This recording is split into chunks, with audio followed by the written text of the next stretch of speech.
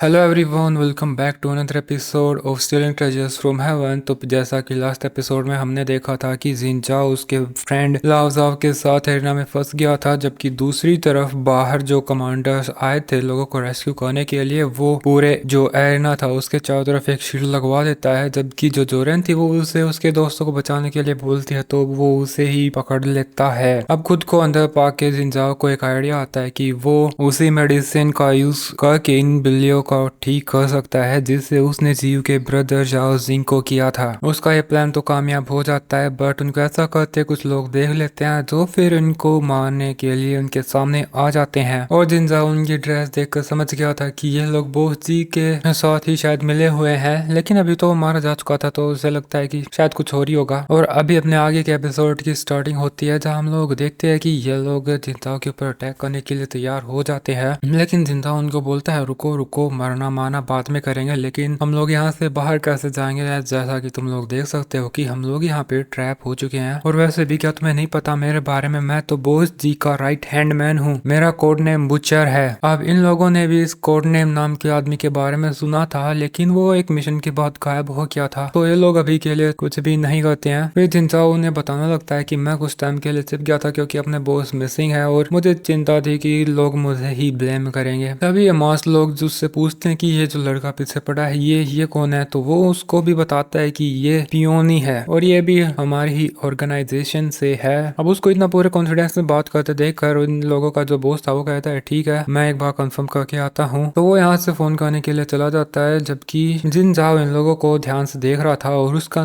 जो सीजर था उससे मौका पाते ही उनको मार देता है। और जो तीसरा आदमी था वो मदद करने के लिए आता है, लेकिन जिन जाओ उसे भी मार देता है और उसके दोस्त को उठा के हाथ से भाग जाता है। लेकिन वे तीनों अभी भी जिंदा थे और फिर उसे जोरेन की याद आती है कि वो अभी तक आई क्यों नहीं, हमें ज्यादा देर नहीं करनी चाहिए, बाहर जाने का रास्ता खोजना होगा नहीं तो हम मार जाएंगे। लेकिन तभी उसे काफी ज्यादा खतरा महसूस होता है, खुद के पीछे एक बिल्ली कैट मॉन्स्टर को की प्रेजेंस वो फील कर पा रहा था, बट सही टाइम पे वो साइड हो जाता है और ये लोग ही उस कैट मॉन्स्टर को ट्रैप कर रहे थे। जिनजाओ के वो सिर पे ही आके खड़ी हो गई थी बिल्ली और वो बहुत बुरा फंस गया था। वो उसका पंजा उसके ऊपर मारने जा रही थी और साथ ही में जो ये असासन से ये भी उसके ऊपर अटैक कर देते और बेचारा बहुत ज्यादा मार खाता जाता है, इंजर भी हो गया था। और तभी जो एक आदमी था उसके चेस्ट के अंदर उसका हाथ खोप देता है, वो काफी ज्यादा खून खांसने लग गया था और इधर ही फिर गिर जाता है। तभी जो टोकन था उसे बोस जी के उस मिशन को पूरा करते टाइम मिला था जो उसने बचाया था, वो ग्लो करने लगता है और जिनजाओ पूरी रोशनी में ढक जाता है और खुद को एक अलग ही जगह पर पाता है और बोल रहा था कि मैं कहाँ हूँ, मैं तो शायद मर गया था, क्या ये हेवन और अर्थ है। लेकिन यहाँ पर उससे बात करने वाला कोई भी नहीं था, बल्कि सामने थी एक सीढ़ी। तो जहाँ चाह वहाँ रहा वो ऊपर ही चढ़ने लग जाता है, लेकिन जैसे ही वो उसका कदम रखता है तो जो पीछे की सीढ़ियाँ थी वे गायब होने लग गई थी। वो बिना पीछे मुड़े सीधा आगे बढ़ता जाता है। यहाँ पर आवाज भी आ रही थी जो उसे बता रही थी कि कल्टीवेशन काफी लंबा रास्ता है और अगर तुम फोकस लूज कर देते हो तो तुम हार जाओगे, तुम्हारी बॉडी स्पीड सब खत्म कर दी जाएगी। वो ऐसे ही चलते चलते ऊपर पहुंच गया था और यहाँ पे फिर वो आवाज लगाता है कि कौन बोल रहा था मुझे, और तभी उसे उसके सामने एक स्वॉर्ड दिखाई देती है। तो उसे लगता है कि क्या मुझे स्वॉर्ड को यूज करना चाहिए। वो निकालने के लिए आगे जाता है और उस स्वॉर्ड को उठाने की कोशिश करता है, थोड़ी उसे मुश्किल होती है, बट उसने स्वॉर्ड को निकाल लिया था और ऐसा करते ही वो स्वॉर्ड उसके हाथ से गायब हो जाती है। उसे तो कुछ समझ नहीं आया था कि क्या हो रहा है यहाँ पे,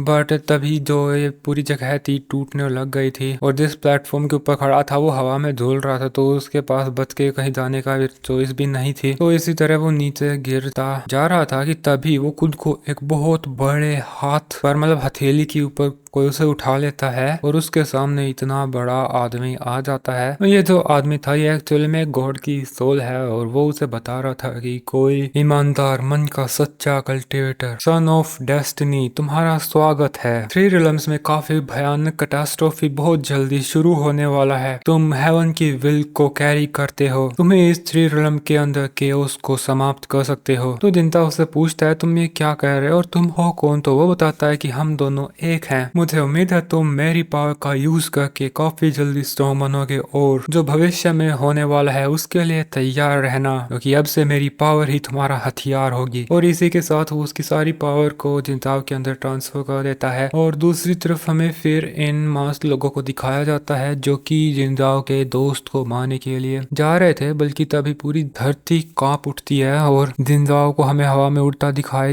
जा रहा था और वो जो टोकन था वो उसके फोरहेड में एंटर कर जाता है और हमें बताया जाता है कि वो जो चीज थी, वो जो जेड टोकन था, वो एक्चुअली में उसी जेड इम्प्रिंट्स के 7 टुकड़ों में से एक टुकड़ा था। और जैसे ही जिनजा की बॉडी में एंटर करता है तो बहुत ज्यादा पावर अंदर से रिलीज होती है और यहाँ पे फिर हमें जोरेन को भी दिखाया जाता है, वो फटाक से अंदर की तरफ चली जाती है। फिर हम जिनजा को देखते हैं, उसने अभी उस टोकन की सारी पावर को एब्जॉर्ब कर लिया था और यहाँ पर वो पूरा गोल्डन लाइट से कवर्ड था और अचानक ही इन असासिन्स के बीच में आ जाता है और उनको एक ही लात घुसा मार के उनको खत्म कर देता है। वो कैट भी उस पर अटैक करने की कोशिश करती है, बट उसकी पूंछ पकड़ के वो उसे उठाकर दूर फेंक देता है। लेकिन अभी तक ये लोग जिंदा इतनी आसानी से मरने वाले नहीं थे। वे फिर से जिंदा के ऊपर अटैक करने लगते हैं, लेकिन उसने फिर से उसकी कैंची समन कर ली थी और इन लोगों को समझ में आ गया था कि उनके सामने कोई मामूली कल्टिवेटर नहीं है और इसके हाथ में ये जो वेपन है ये शायद डिवाइन वेपन है। और जिंदा ने इतनी देर में उस सीजर को यूज कर दिया था और उनके जो एक एक हिस्से थे बिल्कुल किसी ड्रैगन की तरह मूव करते हुए उन असासिन्स का काम तमाम कर देते हैं और घूमते घूमते वो एक बवंडर क्रिएट कर देते हैं जो अपने अंदर सब कुछ